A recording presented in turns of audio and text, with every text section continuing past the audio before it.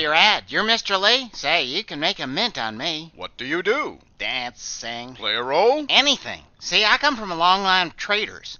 I'm descended from one of the kings of Ireland, Dermot McMurrough, who sold out to the Brits and caused his countrymen 800 years of misery. My pop traded with Hitler. My poppy was an assassin who sold arms to the Ayatollah during the hostage crisis. I'm not that bright, so I only got into Yale as a legacy. There I joined Skull and Bones, where I masturbated in coffins and played with the skull of Geronimo, which was stolen from its grave by my pop and his friend Neil, whom my brother is named after. Though I supported the Vietnam War, I didn't fight it. Through my poppy's connections, I was able to dodge the draft by leapfrogging over the people ahead of me and getting into the Texas Air National Guard. Later, I transferred to the Alabama Air National Guard and eventually stopped going altogether. I was a boozing, dope-smoking, coke-addled playboy with an arrest record for drunken driving in Maine and a sealed criminal record in Texas. I ran 5 businesses. Right into the fucking ground. Then somebody gave me 2% of the Texas Rangers Ball Club just so they could put my name on the stationery. I managed to parlay that into election to the governorship of Texas, where I killed 93 convicts and drove the state to near bankruptcy. In 2000, I ran for the Republican nomination for the presidency and beat out my more qualified opponent, John McCain, by telling voters in North Carolina that he had a nigger baby. In the general election, I lost the popular vote, but won by a cunt hair in the Electoral College by filing a lawsuit to stop the recount in Florida, which I had no legal standing to do. Fortunately, this didn't matter to the Supreme Court, which had been stacked by my poppy and his boss, Ronald Reagan. In my first 8 months as president, I took more vacation than Clinton did in 8 years. I ignored reports that Osama bin Laden was going to attack our country with hijacked jetliners that summer.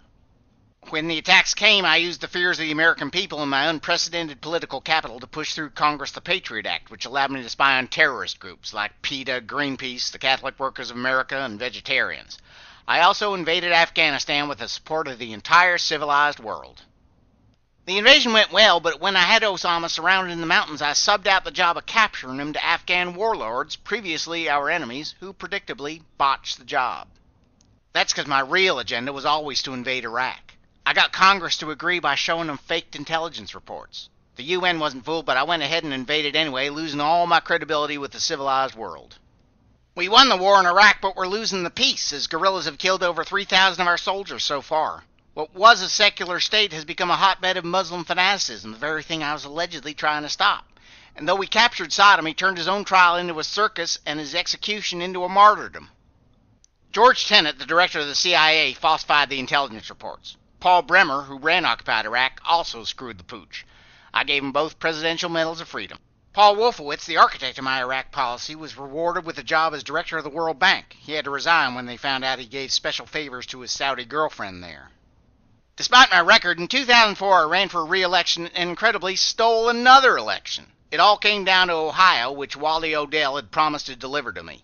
He just happens to be CEO of Diebold, which makes Ohio's voting machines, which leave no paper trail. I interpreted my cunt-hair thin margin of victory as a mandate from the people and continued my policy of waging unwinnable wars, running up a huge debt, spying on the American people, giving tax breaks to the rich, driving up oil prices, trampling on the rights of women and minorities, and appointing right-wing nutjobs to the Supreme Court whose impact will be felt for decades. My Veep, appropriately named Dick, is a Republican political party hack and unsuccessful President Halliburton. He's actually gotten him more business during this administration than when he ran the company. He toes the Republican line in all things except gay marriage because his daughter is a carpet muncher, much like his wife, who writes lesbo porn. I appointed him to find me a running mate in 2000, and he appointed himself. Nowadays, claiming he's not even a member of the executive branch. He is slicker than goose shit on a brass doorknob. Dick's chief of staff, Scooter Libby, blew the cover of a CIA agent and everybody she ever worked with. He was convicted of perjury and sent to prison, but I commuted his sentence. My attorney general, Alberto Gonzales, fired a bunch of U.S. attorneys we didn't like and replaced them with Republican political party hacks and lied about it. Now Congress is investigating, but I'm claiming executive privilege. I won't even let ex-staffers testify. When Hurricane Katrina devastated the Gulf Coast, at first I didn't even cut my vacation short. Although the FEMA director, Michael Brown, had no qualifications for the job and basically just modeled his clothes for the TV cameras, I told him he was doing a heck of a job. I did cut my vacation short once when my retarded brother, Florida Governor Jeb, was trying to keep Terry Schiavo, a brain-dead woman, hooked up to a feeding tube against what would obviously be her wishes. My catastrophic foreign and domestic policies finally cost the GOP control of the House and the Senate in the midterm elections, but I don't give a rat's ass.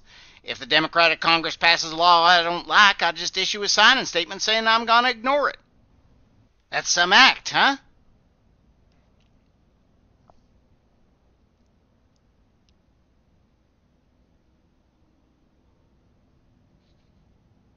What do you call it? The aristocrats!